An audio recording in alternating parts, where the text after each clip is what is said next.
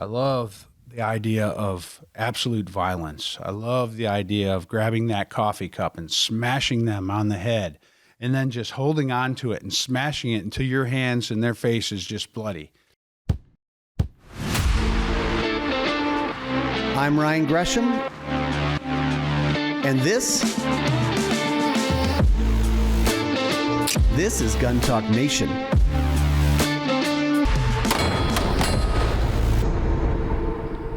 This Gun Talk Nation is brought to you by EOTECH, Aero Precision, Hodgdon, Hornady, SDS Imports, BuildBox, Franklin Armory, SecureIt, Ruger, Range Ready, Remington, and RCBS.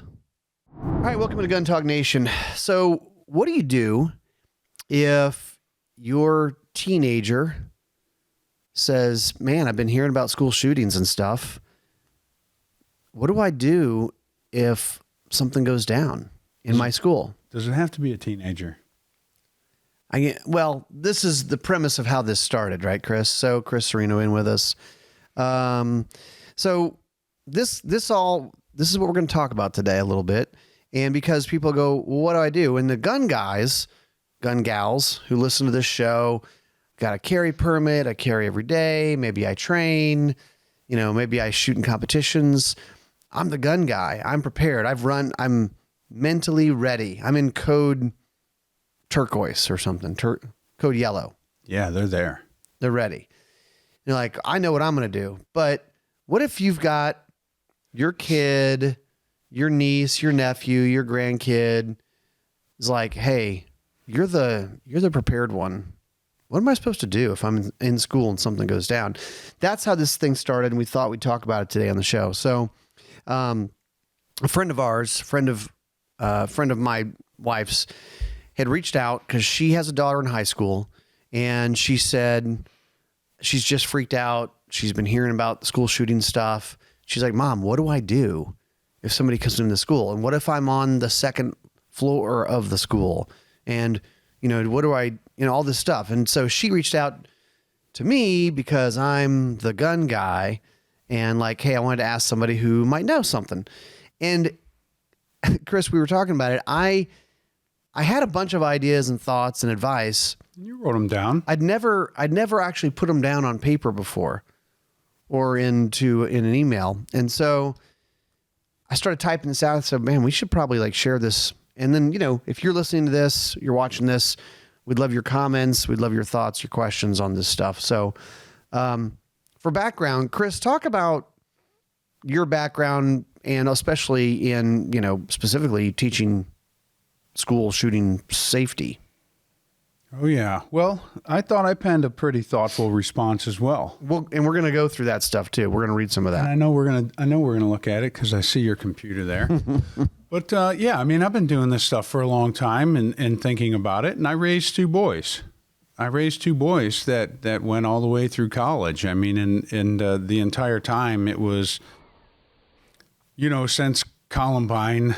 I was a SWAT guy during Columbine, and then all the SWAT and everything, all the tactics changed. And then we did all the active shooter training, and we did all the formations, and we talked about all those different things. And we realized that all the formations and all the waiting for backup stuff, it goes out the window. It has to go out the window during an active shooter.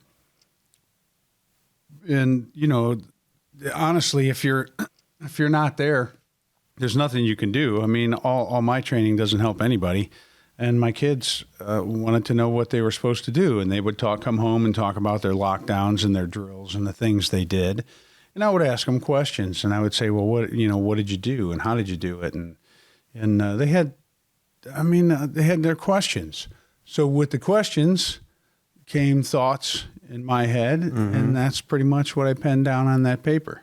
So, and this is for, we can talk about whatever we want. It's our show, but this is primarily for people who aren't the law enforcement coming to the rescue. It's not the concealed carry guy who is imagining himself, I don't know, I guess in the school parking lot or across the street or something like that. This is someone who is, and it could be not a school, it could be a place of business. But when we talk about that mass killing situation. It's not gang on gang violence. It's not a robbery. This is someone who shows up to either a place of business or a school or whatever to just kill people, just to hurt people.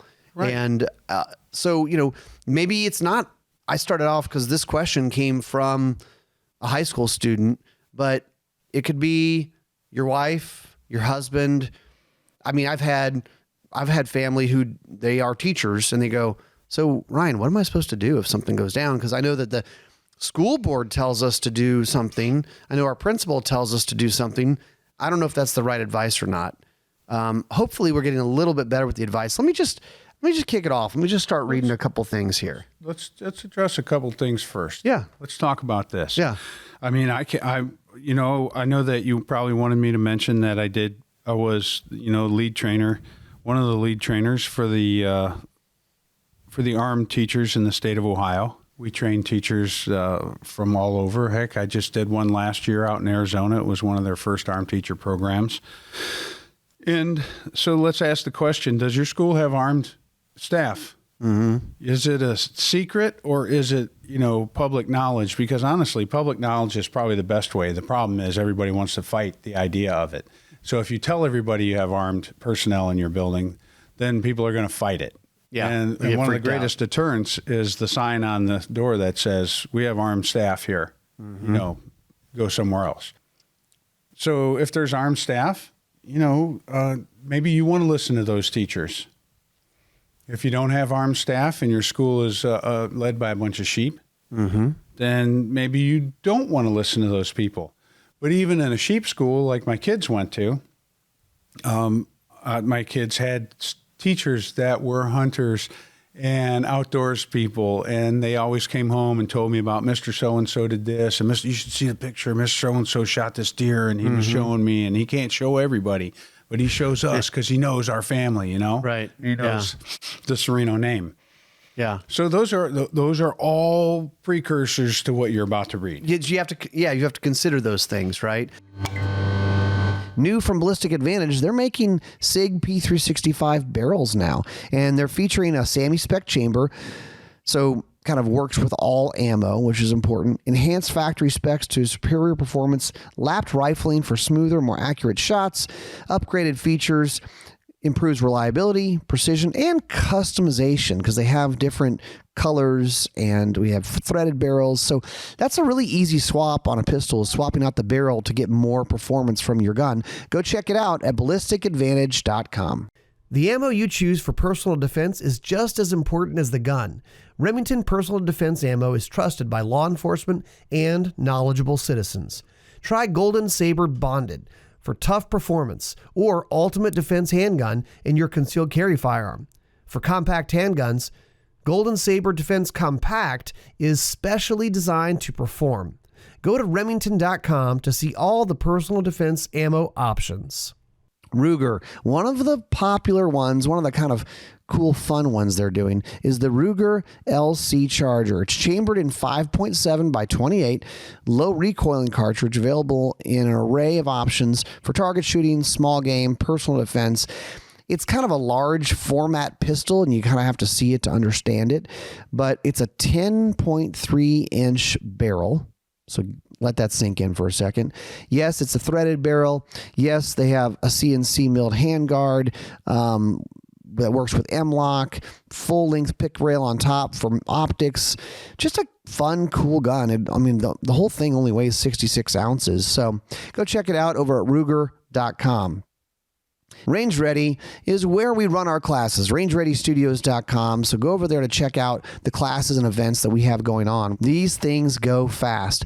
Another little known thing about Range Ready is we will provide you a pistol if you need one for running a class, or even an AR. But there's no charge for that. We don't rent you a gun and there's an upcharge. It's just available for your use. So it's a pretty cool deal. Go check it out, rangereadystudios.com. SecureItGunStorage.com.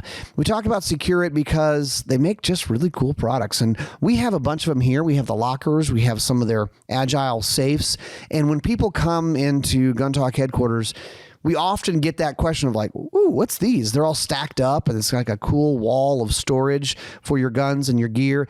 But they do a good job of providing a lot of different options for storing your goods, gun walls, accessories, and you can kind of customize the configuration inside to really maximize the space for what you want it to work for. So you can learn more over at SecureItGunStorage.com. More schools have school resource officers now. But I mean, to be honest, most of them, if they have one, they've got one. And I was a school resource officer for a while. And you've got a campus that's 5, 10, 15 acres, depending on the school. I mean, one person. I was working 2 small schools that were next to each other, high school and a middle school. Yeah. And there's no way I could move fast enough from one school to the next to do much. I mean, I would be there and I would eventually draw fire. Yeah. But yeah, I mean, things happen fast. And unless one of the things we learned from First Person Defender is when you need a gun, if it's not on you, it's not close enough. Right. So there you have it. And I'm everybody's gun. So I'm walking around. Every school resource officer out there that's listening right now is saying, yeah, I'm their gun. Yeah. I'm not on you. I don't walk around clinging to your back. Yeah. And I'm over in band hall or walking on that side of campus, and it's going to take me 2 minutes of running to get there when I do hear about it. Yeah, I mean, I had tactics and techniques that I used when I was a school resource officer, and I never did. I tried so hard to never do the same thing twice every day. Every day it was something different. I never walked the same way. I never sat in the same place. I never parked my police car in the same spot in the mornings. Mm-hmm. It wasn't in the same spot showing everybody, hey, there's a cop here. Sometimes I just hid the police car. Yeah. I mean, I put it around back, I'd come in the back door. And everybody knew that. The students knew that. The teachers knew that. The parents knew that. Yeah, that's a good point. You may be dealing with, very, very likely perhaps, dealing with someone who goes to that school. Yeah, or went to that school. So and knows you. It's and not knows your pattern. It's not like a criminal, a burglar breaking into your house and he doesn't know the layout of your house. It's somebody who goes to that school. They know the layout of the school. They know who's in what classrooms. They know, like you said, maybe the pattern of the school resource officer. Oh, he usually hangs out in the cafeteria. Right. Every morning he's in there talking to the kids. Right. No, not me. Sometimes I just go hide. That's an interesting point. Just back away. Well, I'll kick this off and we can kind of talk about any of it. That was a good precursor. Interrupt me as we go, great right? Precursor. Yeah, just setting it up. Okay, so I started off with saying, first off, to this teenager, it's very unlikely that anything like this would happen, just based on odds. We hear about it a lot, but frankly, you're more likely to get in a car crash on the way to school than for something like this to happen.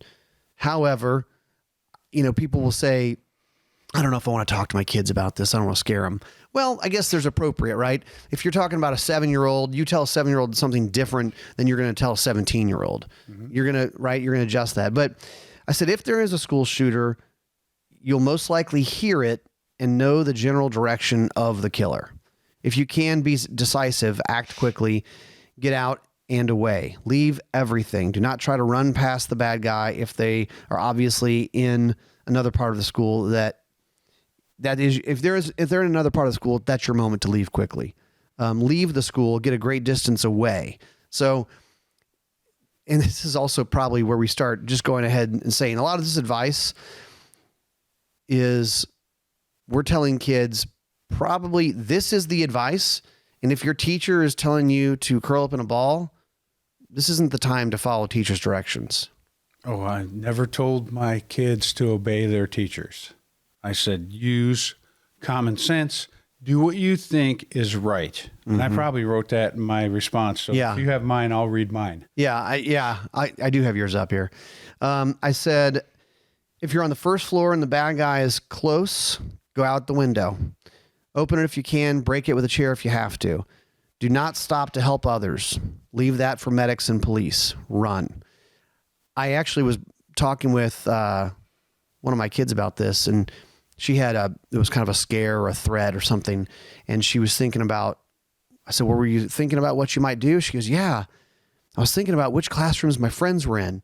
And I had to stop her. I was like, don't don't do that. I know that's a natural thing for you to do, but this isn't the time to worry about where's my friends. Let me go find them or help them out or whatever. I'm sorry. Is your daughter packing? Because if she's packing, maybe she goes on the hunt. But if she's not packing, she probably needs to run. No comment. No, she's not. No, she's not. Boy, that'd be something. If they are too close to leave your class, I'm assuming you're in your classroom, right? If you're too close to leave and you're not able to go out a window, you might still be able to jump out the second story window. We'll talk about that. Barricade the door with heavy desks, bookshelves, chairs, etc. Get away from the door. Best place might be along the same wall as the door, but far away. I know you get what I'm saying. Yeah, that's called the hard corner. Okay. What you want to do is you want to take the hard corner, because a lot of those people that got shot down in Florida at I can't remember the name right now. It doesn't matter. Down in Broward County. They were, when you watch the playback of that and where kids were shot, injured, and or killed, they were just out in the middle of these rooms, and he just shot through the doorways. So they were thinking, in the hard corner. I'm going to get far away from the door, but then that's also, you're across from. I don't think they thought anything. From what I watched, when I watched the playback, and I have it for you if you ever want to watch it.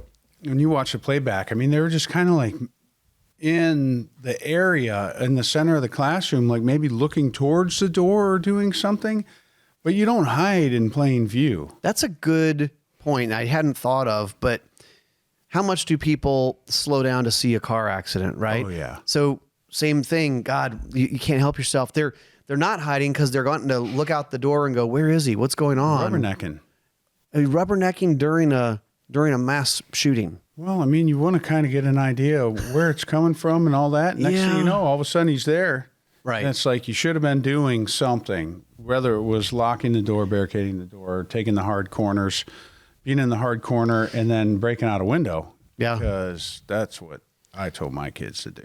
The other thing I said is if a bad guy comes in, run. If you can't run, fight. Grab the biggest, heaviest thing you can. Fire extinguisher. Hiding in a closet or corner or under a desk will not work. He will shoot you anyway. And I've never gotten the thought out of my head. I think it was Columbine, where kids were shot through the back of their hands. They were literally curled up, cowering. And I mean, that's not going to do anything. No. So anyhow, that's a lot of good advice. And run, hide, fight is definitely a real thing. And what I wrote was, oh my goodness, if I can see it, I'm gonna read it because I can expand. It's Do you okay, have I like can see it. old man? Yeah, I said this is all correct and makes sense. First and foremost, I told my kids not to listen to their teachers. Although there were some teachers that were lions, and they may have chose to stay with or listen to them if it made sense. Running is a personal favorite. Barricading doors, smashing windows, and getting out, even if it means hang drops from a high window and risking injury to flee the chaos. I'm having a hard time seeing, folks, so if you're listening, bear with me. My eyes are really as bad as I say. That's why. Sorry, I should have made this, Hiding is fine if you can truly hide. Most active shooters are on the hunt and on the move. They may just pass by a well-hidden victim. However, sometimes shooters will take a room, dominate it, and create chaos while searching for more targets. It's a potentially dangerous option. So it's something to think about, because people will go into a room and then they take it because maybe you're in the room where he hates the most people, the teacher or whatever. So he goes into that room and hiding is not going to help anything. So fighting it's also kind of a commitment too. If you decide to hide and he comes into the room, did you hide good enough? Yeah, did you hide good enough? Because boy, getting up and running at that point is a bad option. You hop up out of there and all of a sudden, it's no different than jumping a pheasant. Yeah. So then I wrote, fighting is a great option and must be done with harmful intent and extreme violence. Fighting should be done from a position of ambush and advantage. So ambush is great. So you have to think about that hard wall, that hard corner. Somebody's going to come into that room. You think they're potentially going to come into that room, whether they're shooting through the door in an attempt to breach it. Be ready. Be ready. Be right there. and go hands-on. Fire extinguisher, I love it. Okay? Spray and Yeah, hit. spray and then clobber them with that thing. Fire extinguishers can be used to disorient and then to bludgeon. I wrote it the way I would say it, so I use I definitely don't tiptoe around the act of violence. Well, that's part of the mindset too, right? Yes, coffee cups that are glass can be used to smash and slash. Pencils and pens can be used to stab and attack the face and the eyes. Charging with a chair as a lion tamer can act as a shield and possibly deflect a bullet while knocking a shooter off balance and to the ground. And then smash with reckless abandon. I even wrote that. Yes, I put some thought into this. It was somebody you wanted me to respond, so I put some thought into it. Is what I would tell my kids every day, and win every way. I don't know what I'm saying here. Scan your surroundings. Geez. All right. I don't know what I wrote. Scan your surroundings for escape routes. It must have been talking about planning here. Every day, plan in every way. Scan your surroundings for escape routes, weapons, and positions of advantage. Train the brain to respond with as little surprise as possible. It's not if, then, it's when, then, because we're pretty much sure something's going to happen. Well, and that's something I've tried to emphasize to my kids is you got to think through this stuff beforehand. And not only what we're talking about, but look, you go through your day. You have first period, second period, third period. Like, play the game with yourself. And it's not intended to freak them out or scare them, but it's like, look, what if it happened now while I'm sitting in this room? What if it happened now while I'm sitting in the quad having lunch? Yes. Like, what would I do?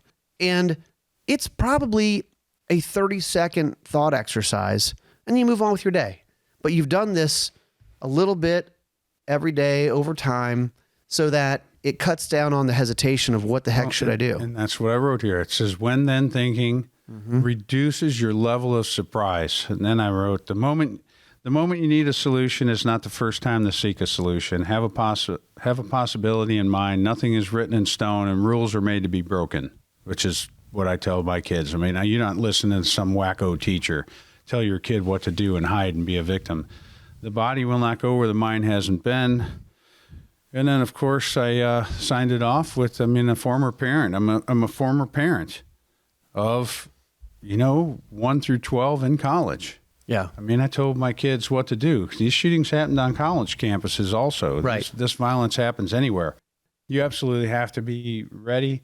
We're all going to be surprised, but your level of surprise can be decreased by preparations. And I love the idea of absolute violence. I love the idea of grabbing that coffee cup and smashing them on the head and then just holding on to it and smashing it until your hands and their face is just bloody.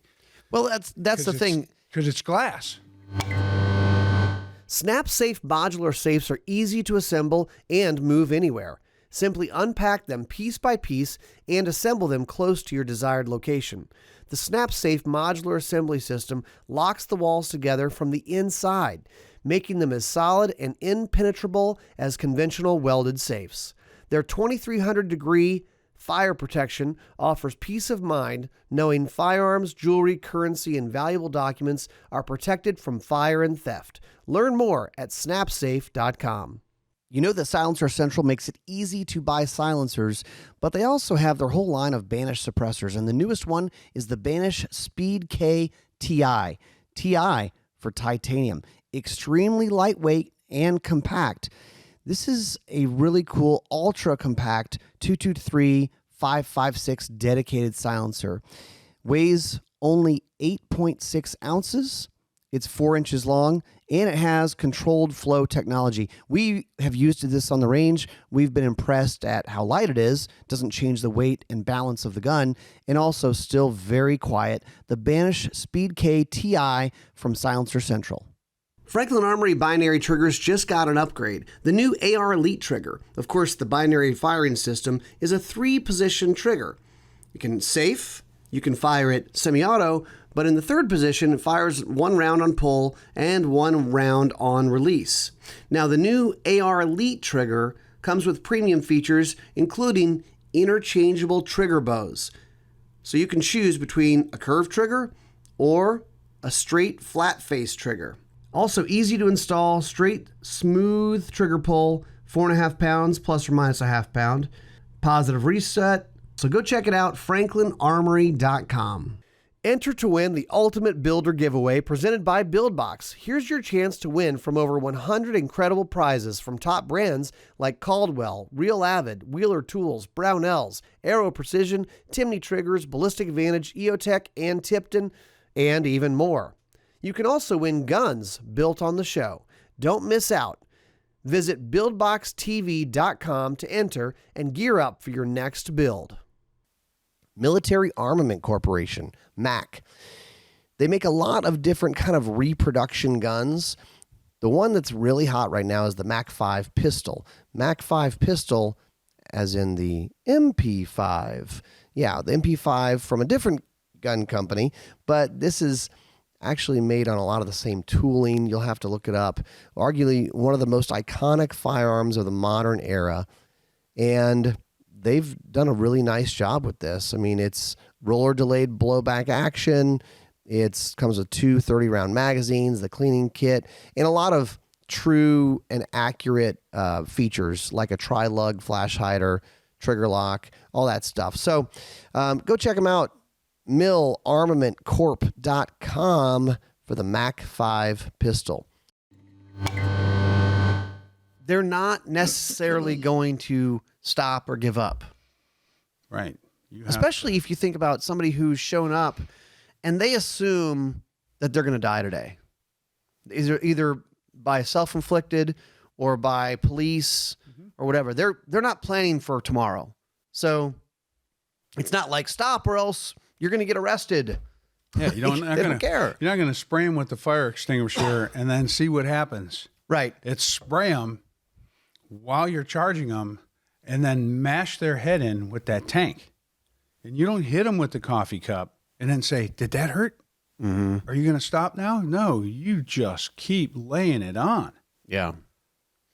And I mean, and the idea of hang dropping from a 2nd-story window, if you haven't thought it, man, it's going to suck, but you can absolutely do it. You know, it's funny because you typed in your hang drop and I read it and was like, yeah, because I think I'd said, even if you have to go out at the 2nd-story window, you know, you may get hurt, but it's better than being in that room while he's shooting people, right? But specifically saying hang drop. Yes. Okay, you can crawl out and hang and then drop. Decrease the distance by 6 feet. Yeah. It may make the difference. It could make a lot of broken difference. ankle or a twisted ankle. Yeah. Right. The other thing would be you have to start the mindset thinking on this stuff. And, you know, whether it's kids or whether it's your sister-in-law or whatever, start the mindset thinking because, and especially I would say kids, what we just talked about right now, if you were to tell this to what happened? Where's the timer at? I don't even know how long we've been going. I want to make sure we don't time warp. This is like a casino. We don't have any clocks. Oh God. But if you were to tell this to some teenagers, 15, 16-year-old, who never consider any of this, they don't have a parent or family, they're going to freak out. Yeah, and their parents. And they're like, whoa. They don't even know how You to talk have about to it. start. If they don't think bad guys exist, and that sounds crazy, and probably most people listening to this are like, what are you talking about? Because I'm assuming that you're a little bit more preparedness minded if you're listening to Gun Talk Nation.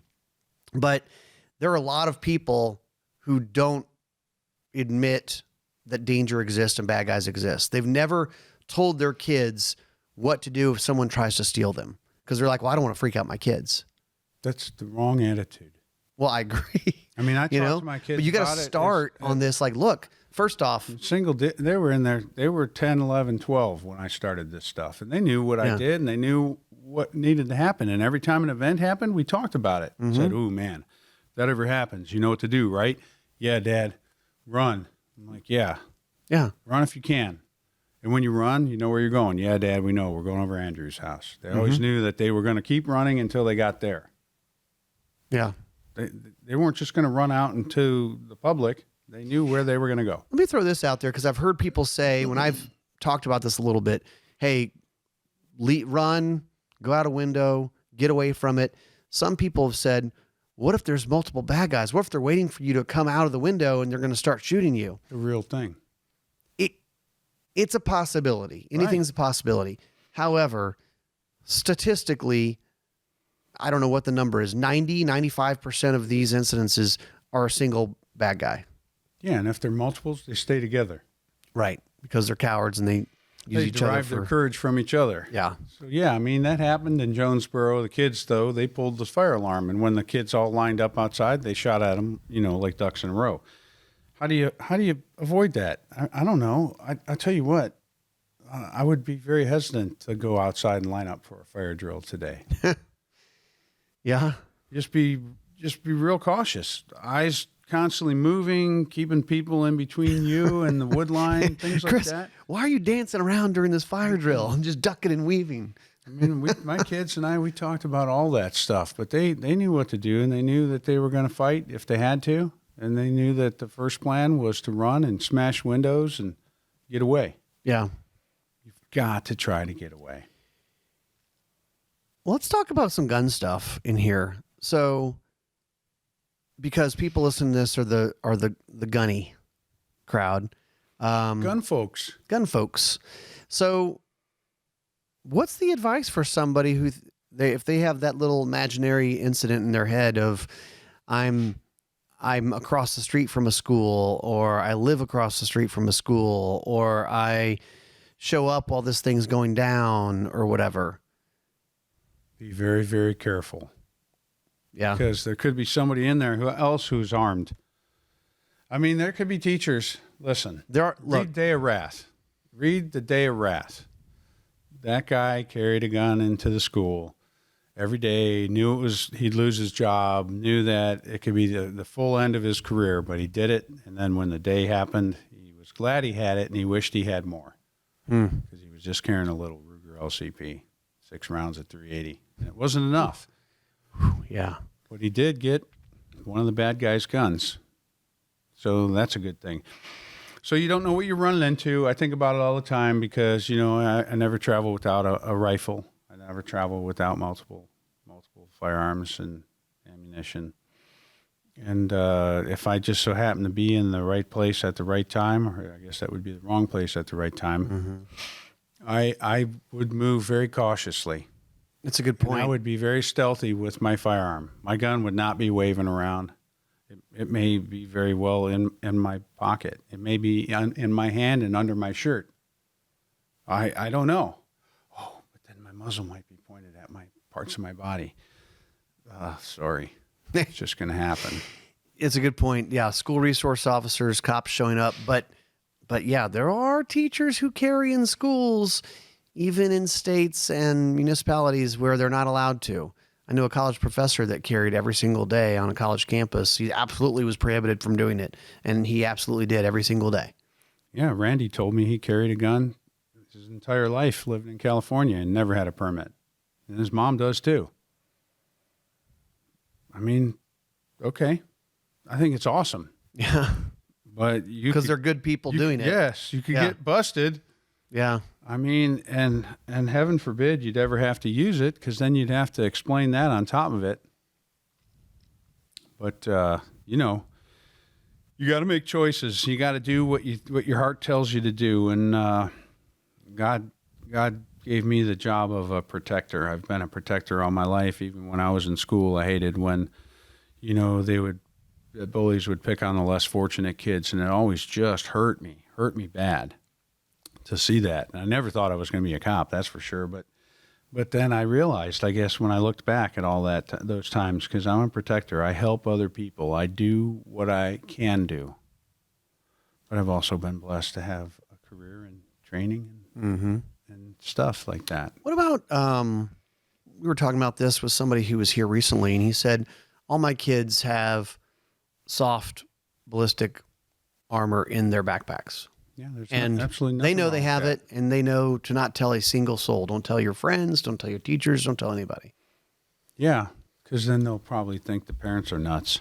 Yeah. Right. And if your parents are nuts, then you're probably a bad person. Yeah. We looked at it for my kids, but my kids, they were getting out of school about that time when that stuff started coming around. Yeah. And I always had old body armor and things like that. So they could have absolutely done that. I mean, and they had threats. I mean, there was always threats. They'd send people home, whatever. Mm-hmm. And I mean, it would turn out to be nothing, but you have to be prepared for something. Yeah. I think the ballistic panels are great. I think the ballistic clipboards, things like that, they make all kinds of things. And, I mean, just think about what's a weapon. Mm-hmm. Weapons are everywhere. I mean, swing the stapler. Yeah. Open that stapler up and swing that thing. Yeah. Swing it with everything you got. Use your pencils, your rulers, your coffee cups, the chairs. So they got to see, like I wrote in that, if you think this guy's going to come through and you don't really have much, freaking, as soon as he steps through that doorway, just lunge at him with those 4 legs on that chair and pin his ass to the wall. Yeah. Probably knock the gun out of his hand if you can, right? Yeah, I mean, and even if he fires, maybe it deflects off the chair. Maybe you get hit. Maybe it won't kill you. Mm-hmm. Probably won't. Also thinking about other things that are gear that could be handy. Glass breakers. One of those little glass breakers you press against the window, it'll pop, it'll break the glass. Because that glass is tough. Well, I was about to say, if you live in inner city Detroit, you've got the little wire glass. Yeah, well, in Louisiana, we got hurricane glass too. So It's true. Breaking a window is not necessarily an easy thing to do. no, that's why I wrote smash. Yeah. I didn't say break. Yeah. There's a big difference between breaking and smashing. Glass breakers. What about medical? You'd like to think that your teacher would have a 5-gallon bucket in a room that has tourniquets and gauze and quick clot and all kinds of things in that 5-gallon bucket in that room. The school nurse has a whole big package of Band-Aids in her office. Yeah, down the hall. Yeah. Very She got shit. Neosporin. Yeah. Yeah. Zyrtec. She's ready. Duct tape, makeshift tourniquets, anything. You can fill a 5-gallon bucket with so much stuff. And that's, we used to pass out to our arm teachers. We also passed out great medical kits. It was part of the package if you came to the training. And then we gave them the training on top of it to use that stuff and how to use it and when to use it and what for, and told them that there's so much more. You can put all this in a 5-gallon bucket and set it in your room. Mm-hmm. How about a golf club? Keep a golf club in your classroom. How about a baseball bat? Have a baseball bat in your classroom. Big baseball fan. Yeah, I love baseball. Yeah, I mean, this big one golf I have guy. here is signed by Ryan Gresham. I don't know who he played for, but it's signed. Yeah. And I love it. A small souvenir bat. Right. I mean, We took a field trip to Louisville. It's a Louisville Slugger. Right. You just have that stuff, and you just lean it up in the corner. Mm-hmm. You just have that stuff. A lamp made out of a gun. Yeah. Great outdoors. Anyone? Why doesn't this lamp turn on? It's loaded. It's loaded. Well, just some stuff to think about. Hopefully this is helpful. Because I realized that we had ideas and I hadn't gotten out to a wider audience. It was just an email to a few friends. And it's like, we should share this. Well, yeah, everybody should think about it, and everybody should think about, what have I done for my children? What have I done to prepare them? What have I talked to them about? Have I met their teachers? Are there certain teachers that I would tell my kids not to listen to because Miss whatever, Miss Tidy Pants or whatever, she's going to be a sheep and she's going to protect you and you're going to stay in her classroom. No, don't go out there. Stop breaking that window. Woman, get in my way and I will clobber you with this chair. And then I will finish breaking the window. Yeah. It's definitely a time you don't have to follow instruction at that point. Yeah. No, you don't need permission to fight for your life. You don't need somebody's permission to use deadly force. And youngsters can use deadly force if they feel the need to protect themselves or others. Awesome. They're all covered by it. It's called the Constitution. Thanks, Chris. All right. Well, hopefully that's helpful, everybody. Would love to know your feedback. So comment or leave us some questions. So that's it for us. We'll see you guys next time on Gun Talk Nation. Bye.